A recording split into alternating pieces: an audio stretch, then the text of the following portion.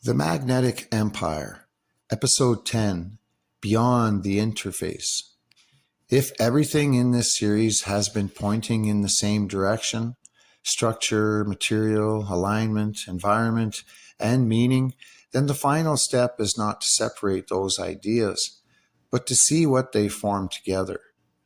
The question is no longer what each piece does, but what kind of system produces the same patterns across different places, cultures, and time. Across all of it, one principle holds. Nothing operates in isolation. Structures depend on the materials they are made from. Materials respond to their environment. Water, atmosphere, and geology are not passive. They shape outcomes. When these relationships are viewed at scale, the boundaries between natural and built systems begin to fade. What appears instead is a continuous field of interaction where everything is connected through cause and response. Surface structures respond to heat, charge, and atmospheric variation. Beneath them, the ground regulates pressure, conductivity, and flow. Water distributes force across distance.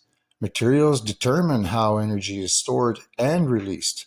Above all of it, the atmosphere introduces constant change through electrical and thermal gradients. None of these layers stand alone. They interact continuously, shaping a system that is active, not static. With this system, the arc stands out, but not as an exception. It fits the pattern too precisely. Across different accounts, it is described with the same characteristics: containment, grounding, and discharge. These are not symbolic details. They point to function. The arc does not appear to generate energy on its own. It gathers it, or accumulates environmental charge under specific conditions, holds it within a defined structure, and releases it when a threshold is reached. That release is not random. It is a controlled circuit. Grounding is essential, not optional, allowing the system to stabilize and prevent uncontrolled discharge. In that sense, the arc exists at a boundary. It concentrates energy like a generator, but it also regulates it like a stabilizing interface. It is not the source of power, and it is not passive. It is a threshold device, something that manages the transition between accumulation and release within a larger system. And that system does not stop at a single object or location. It extends through the environment itself, above atmospheric charge and fluctuation, at the surface, structured materials and aligned forms, below, pressure systems, mineral conductivity, and groundwater flow. These are not separate layers. They are gradients continuously interacting. The system is not built on the Earth. It operates through it. When this is applied globally, the repeating patterns begin to make more sense. Similar structures, similar alignments, similar placements appear across different regions and time periods, not as exact copies, but as consistent responses to the same conditions. This suggests continuity, not necessarily through direct contact alone, but through shared understanding of how to work with the same underlying forces. Reports and claims surrounding several arcs add another layer to this picture. Some have claimed that 6 arcs have already been identified, and that an additional 4 are known but not openly discussed, and that the total number may be far greater than commonly assumed.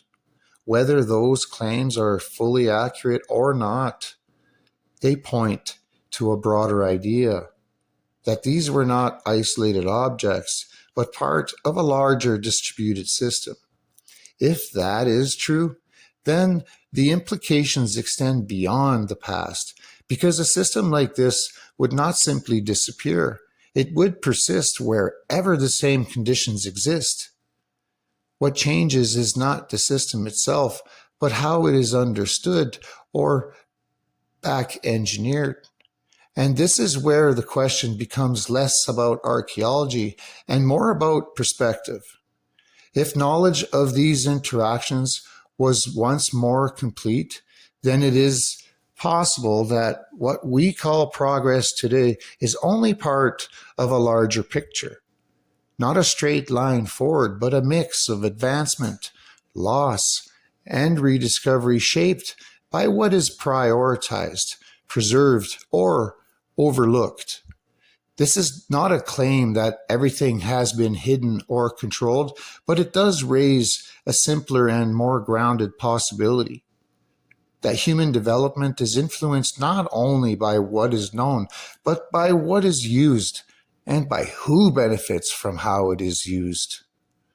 If systems like this depend on balance, thresholds, and interaction, then they do not align easily with models built on extraction, control, or short-term gain.